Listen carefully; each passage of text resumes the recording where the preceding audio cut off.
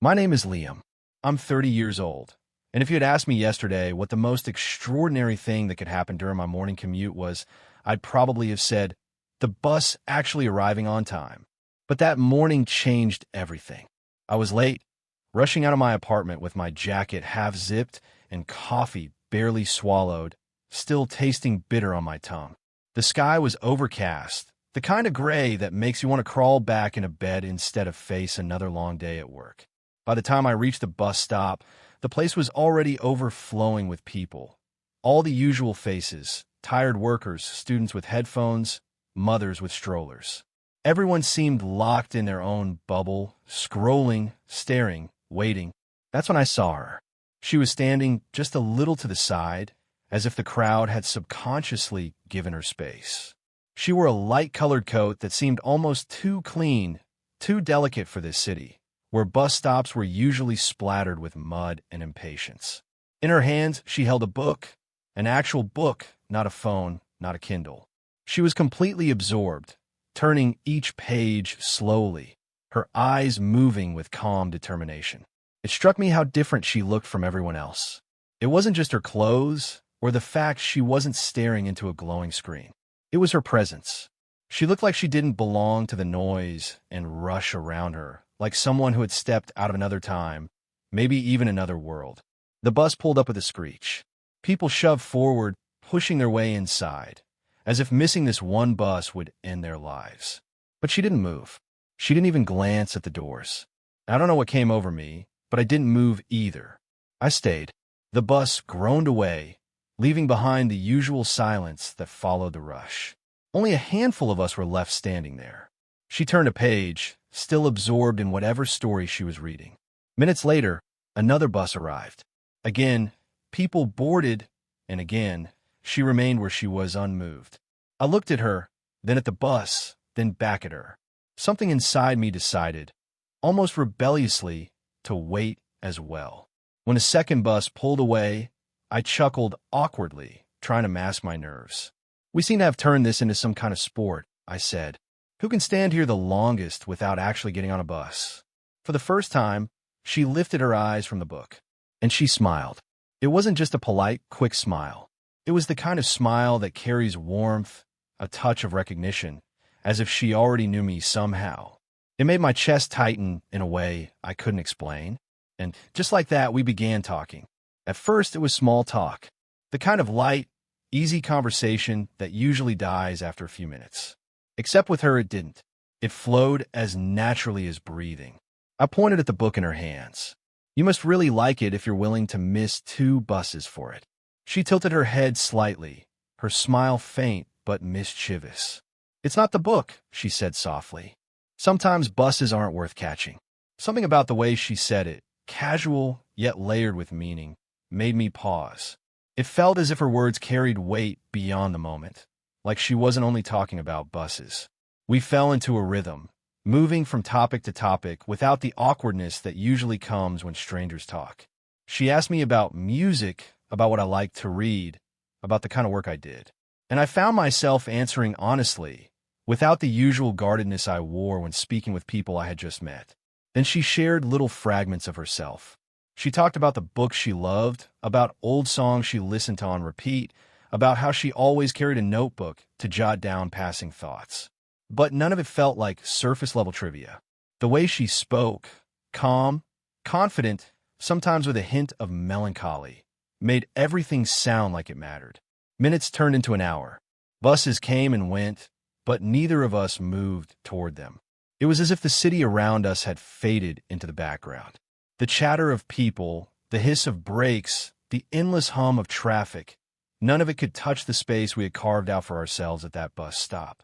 At some point, I joked, if we stand here any longer, they'll build a statue of us.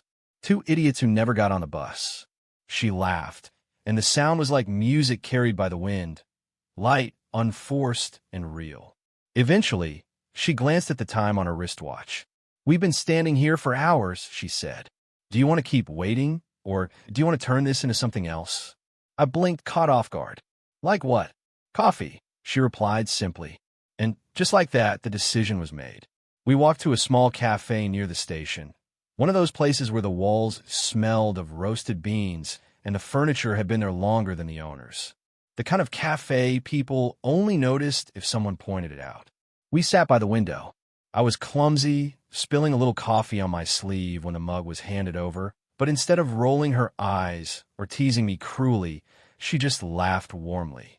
"See," she said, "that's a good sign. A spill at the start means the rest of the day will be memorable." Her words stuck with me, and as we sipped coffee in that quiet corner of the city, I realized something strange. I wasn't just enjoying a conversation. I was being pulled into a connection so strong, so immediate, that it almost frightened me. I didn't know her name yet, but I already felt like I had known her all my life. We lingered in that cafe longer than we probably should have. The world outside kept moving, buses rumbling by, people rushing through their routines, but inside, it felt like time had slowed down. I kept waiting for that awkward silence, the inevitable lull that always shows up when two strangers run out of small talk. But it never came. Every word she spoke felt like an invitation to say more, to listen deeper. When the mugs were empty, she looked at me with that same gentle mischief in her eyes and said, "Show me something. Something in this city that you love." It was such a simple request, but it carried weight. Nobody had ever asked me that before. Not, "Where's the best place to eat?" or "What's the quickest way downtown?" but what I loved. So I did. We left the cafe and started walking. The streets were familiar to me, but with her beside me, they seemed different, brighter, softer, somehow alive. I took her to the park near the center, where an old stone fountain still stood. It was chipped, weathered by years of rain and graffiti, but to me it was beautiful. "People forget about this place," I told her. "But when I was younger, I used to come here to think. It's quiet in a way the rest of the city isn't." She ran her fingers lightly along the edge of the fountain, tracing the cracks as if they were words in a book. "I like it," she said. "There's something honest about it. Things that age and still remain standing always feel more real than the new, polished ones." From there we wandered through narrow streets to a little bookshop I loved, the kind of store tucked between two larger buildings, almost invisible if you didn't know where to look. Inside, it smelled of old paper and dust, with shelves stacked so high you needed a ladder to reach the top. Her eyes lit up as she walked between the aisles. "This," she whispered, "is my kind of church." I laughed, but I understood what she meant. We didn't buy anything we didn't need to. Just being there felt like discovering another shared language we hadn't known we spoke. Later, I led her to a small gallery that I sometimes visited on quiet weekends. Hardly anyone ever went there, which made it feel almost private. The walls were lined with paintings from local artists, works that never made it into glossy magazines or exhibitions, but carried a rawness, an honesty I admired. We stood in front of one painting, a dark river winding through a forest under a stormy sky. "It looks lonely," I said. She tilted her head. "Or free. Sometimes the two feel the same." Her words sank into me in a way I couldn't shake. The afternoon stretched on, hour by hour, and still it felt like no time at all. We spoke about childhood memories, about fears that kept us awake at night, about the dreams we never told anyone, and it never once felt forced. It was as if we'd slipped into the rhythm of a conversation that had started years ago and was only now being resumed. By evening, we found ourselves sitting on a bench by the river. The sun had already dipped, and the city lights shimmered on the water surface. A quiet settled between us, not awkward, not heavy, but natural, the kind of silence that felt like trust. And in that moment, I realized I didn't want the day to end. The river glistened beneath the lamps, each ripple catching a fragment of light before it slipped back into darkness. We sat side by side, watching the city breathe around us, couples passing by, the hum of distant traffic, the faint murmur of voices carried by the wind. I felt strangely calm. It was rare for me to feel so at ease with someone I had met only hours ago. Yet with her, there was no sense of hurry, no barrier between us, just presence. Finally, I broke the silence. I took a breath, pulled out my phone, and said, "Let's not make this a one-day thing. Give me your number so we can continue tomorrow." She turned toward me. At first, Her eyes softened, as though she wanted to say yes. But then her expression shifted. Not rejection, not annoyance, but something heavier. She smiled, but it wasn't the same as before. This one carried sadness, even guilt, as though she was about to confess a secret.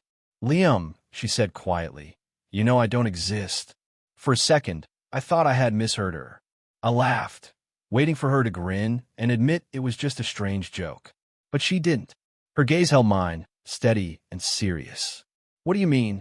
I asked, my voice catching. Her lips parted, as if she was about to explain, but no words came.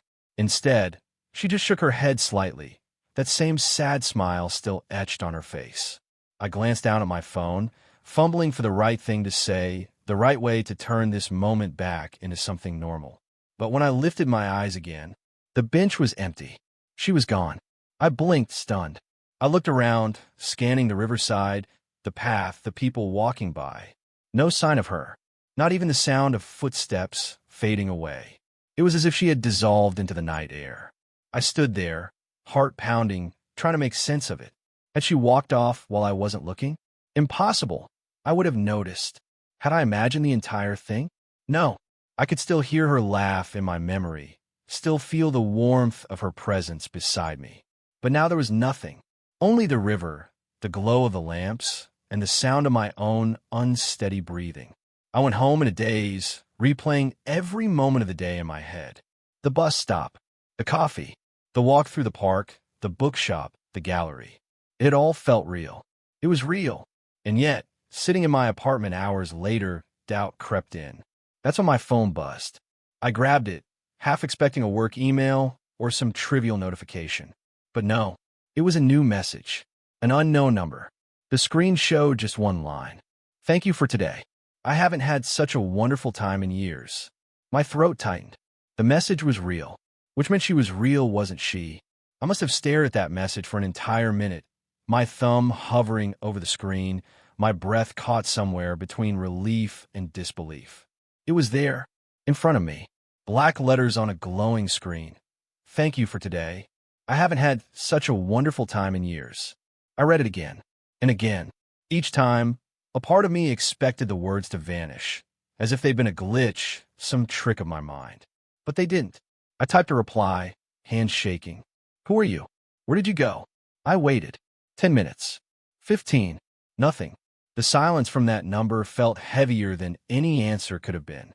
I tried to tell myself I was tired, that maybe my brain had invented details, blurred the line between reality and imagination. But how could I have imagined her? The book she held, the sound of her laugh, the way her fingers traced the cracks on the fountain stone. No dream could feel that precise, that vivid. Still, doubts spread like cracks in glass. I checked my phone's call history. Nothing. Contacts empty. My messages just that single line. I even searched the number online, hoping it would link to something, anything, but didn't. Just a void. By midnight, I couldn't sit still. I put on my jacket and left the apartment, retracing the path of the day like a detective chasing shadows. The cafe was closed, chairs stacked on tables, lights out. The fountain in the park trickled quietly, empty and ignored. The bookshop was dark, shutters down. The gallery's windows reflected only my own tired face back at me. No sign of her. It was as if the city had erased her the moment I looked away. Standing by the fountain, I pulled out my phone one more time, scrolling to that mysterious message, clinging to it like proof that I wasn't completely insane. The words still glowed back at me, steady, undeniable. But as I stared, a strange thought struck me. What if this wasn't proof of her existence at all? What if it was proof of something else, something I wasn't ready to understand? A chill ran through me. I slipped the phone back into my pocket and hurried home. That night, I barely slept. Every time I closed my eyes, I saw her, the way she smiled, the sadness in her voice when she said she didn't exist, the way she disappeared without a trace. And beneath all of it, a single question pulsed like a heartbeat. If she wasn't real, then who sent the message? The following morning, I dragged myself out of bed with heavy eyes and a restless mind. My apartment felt different, though nothing had visibly changed. Every corner seemed to hum with silence, as if waiting for me to notice something out of place. I checked my phone before I even brushed my teeth. Still nothing. No reply. The message from last night remained the only trace of her. At work, I barely heard what my boss was saying. My colleagues' conversations blurred into background noise. All I could think about was her. I tried to convince myself that I'd imagined it. All of it. But then, during lunch, one of my coworkers, Anna, leaned over to me with a teasing smile. "You looked happy yesterday." Who was she? My fork froze halfway to my mouth. Who was who? The girl you were walking with downtown. Light coat, dark hair, right? You two looked well close. For a moment, my heart stuttered in my chest. "You saw us?" I asked, my voice sharper than I intended. She blinked, confused. "Of course I did. I waved, but you didn't notice. Guess you were too distracted." I forced a laugh to cover the panic rising inside me. "Yeah, maybe," but inside the world tilted. She had been real enough for someone else to see, real enough to walk beside me through the city. And yet, she vanished in front of my eyes. That night, I came home determined to find answers. I checked the pockets of my jacket, my jeans, even the crumpled receipt from the cafe. Nothing with her name. Nothing that proved she had ever been there. But then, as I set my keys on the table, I froze. A book sat there. Not one of mine. It was old, with a pale blue cover worn at the edges. The title was faded, almost unreadable. When I opened it, I found neat, delicate handwriting on the first page. "For the moments that never stay, and the people who do not exist." My hands trembled as I closed it, staring at the object in disbelief. I had never seen this book before. I had never bought it. And yet, here it was, resting casually on my table, as if it had always belonged to me. I whispered into the empty room, my voice cracking. "Who are you?" No answer came. Only the steady, unsettling certainty that she wasn't finished with me yet. That night, I placed the book on my bedside table, staring at it as if it might move on its own. The words inside still echoed in my head. "For the moments that never stay, and the people who do not exist." I left the lamp on, unable to face the dark. Sleep came in fragments. I drifted in and out, half dreaming, half awake. But in those fragile moments when my eyes closed, I saw her. We were back at the bus stop. People crowded around us, but none of them seemed aware of her presence. They brushed past me, eyes glazed, expressions blank, but she stood there, clear as day, her light coat unwrinkled, her book cradled in her hands. "You keep looking for me in the wrong places," she whispered. I tried to answer, but my voice caught in my throat. She stepped closer, her face inches from mine, and for the first time, I noticed a subtle sadness carved into her features, like someone who had lived many lives but never truly belonged to any of them. Before I could ask what she meant, the world around us bent and cracked like glass under pressure. The bus stop dissolved into darkness, and I jolted awake. The lamp was still on. My sheets were tangled. My chest heaved as though I'd been running. I reached for the book, but when I flipped it open this time, the handwriting on the first page had changed. It no longer read, "For the moments that never stay, and the people who do not exist." Now, in the same delicate script, were 6 words that made my blood run cold. "Liam, stop trying to find me." I dropped the book as if it had burned me. My pulse thundered in my ears. And then my phone buzzed. Another message from the same unknown number. "You're dreaming about me now, aren't you?" My hand shook so violently, almost dropped the phone. Whoever she was, whatever she wasn't just a memory or a trick of my mind anymore. She was bleeding into my reality, bending the line between sleep and waking. And I had no idea how to stop it. The next morning, I walked through the city with the kind of paranoia you can't shake off. Every reflection in a shop window made me flinch. Every glance from a passerby felt suspicious. At work, I tried to focus, but I couldn't. My phone was on my desk, screen dark, yet I kept checking it every few minutes as if another message would appear. None did. By late afternoon, I decided I couldn't take it anymore. I needed to clear my head. I left early, wandering the streets aimlessly, letting my feet take me wherever they wanted. That's when it happened again. A man in his 50s brushed past me on the sidewalk, muttering under his breath. Watch where you're going. Lovebirds. I froze. Sorry. He gave me a puzzled look, as if I'd just said something absurd. Then he shook his head and kept walking. I turned in circles, scanning the street. People were walking past, indifferent, but none of them were close enough to me. No one was beside me. And yet, the man had seen someone. Her. My stomach tightened. I hurried into the nearest shop, a little corner store that smelled of coffee beans and detergent. The woman behind the counter looked up, gave me a warm smile, and said, "Two of you today? Or just one?" My throat went dry. "What?" She chuckled. "Your girlfriend.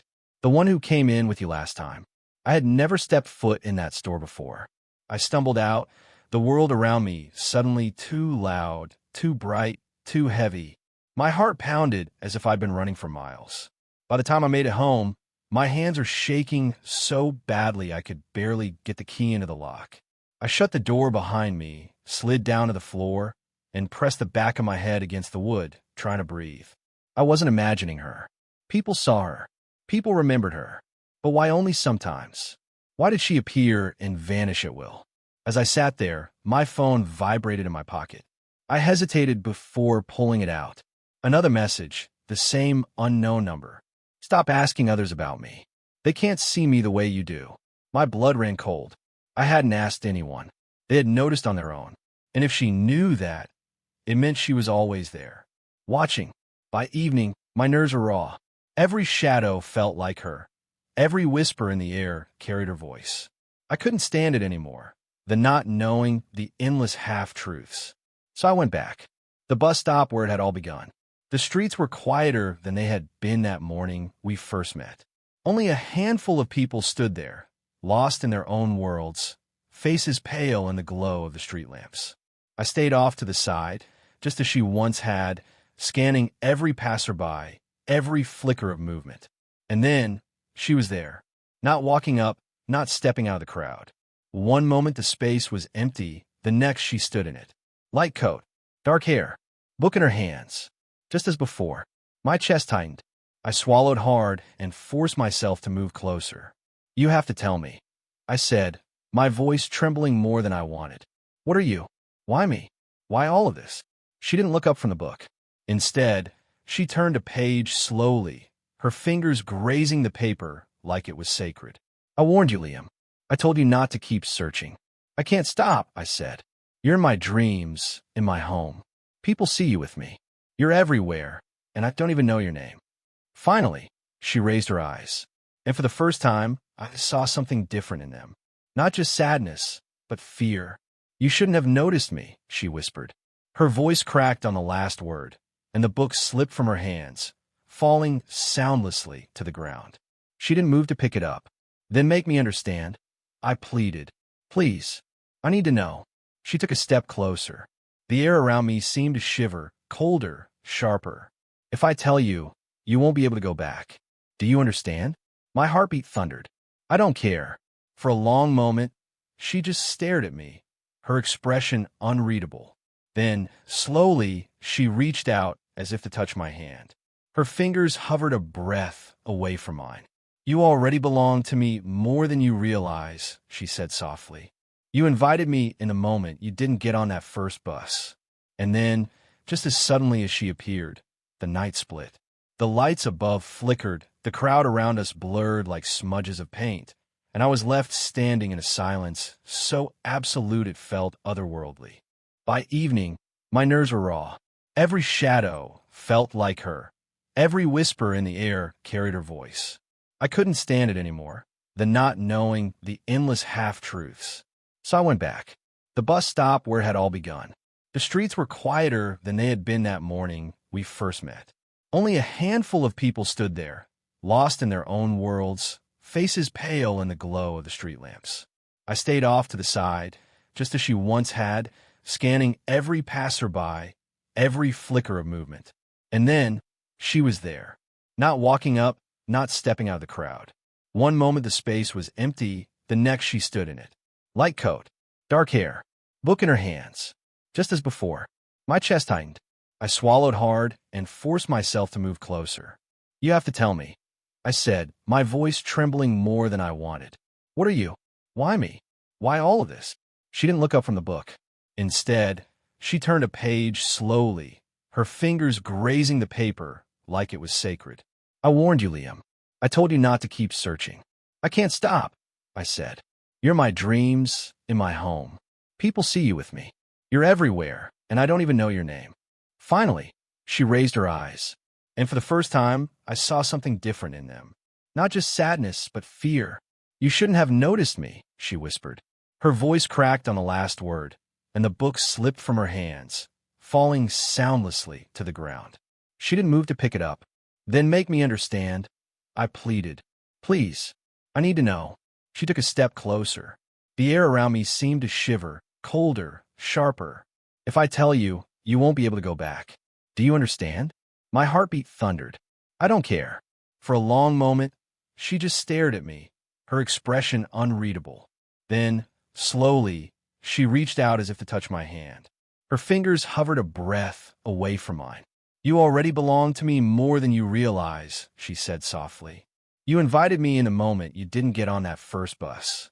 And then, just as suddenly as she appeared, the night split. The lights above flickered, the crowd around us blurred like smudges of paint, and I was left standing in a silence so absolute it felt otherworldly. When I blinked, she was gone again. Only the book remained at my feet. This time, the cover was blank. No title, no name, just a hollow, colorless surface. And yet, when I picked it up and opened it, the first page bore a new line in that same delicate handwriting. Tomorrow, by the river. Come alone. I couldn't sleep that night.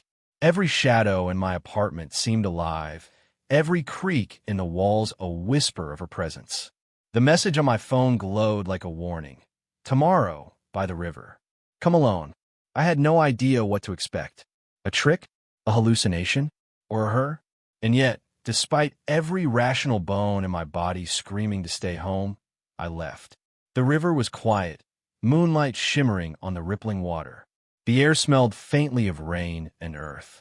I walked along the familiar path, tense, my eyes scanning every reflection in the water, every movement in the shadows. And then I saw her. She stood on the opposite bank, barely illuminated by the street lamps, her coat catching the light, her book clutched to her chest. She looked exactly the same as the first day, timeless, ethereal. I crossed the footbridge slowly, my steps echoing over the water. Why are you doing this to me? I demanded. Why appear and disappear? Who are you? She didn't answer at first. Instead, she opened the book. The pages were blank. Slowly, letters began to appear as if being written in real time. I'm a shadow of what was forgotten, a fragment of a day lost to time. You found me because you saw, really saw, when no one else did. And now, she looked at me, her eyes deep and endless. You're a part of my world, Liam. You cannot return to your ordinary life. You invited me in, and now you belong here, in between the moments that do not exist. I stumble back. I don't understand. What do you mean? I just met you. How could I belong anywhere you exist? She took a step closer. Her voice was soft, almost mournful. You call me real the moment you stayed when the buses left. That choice tethered you.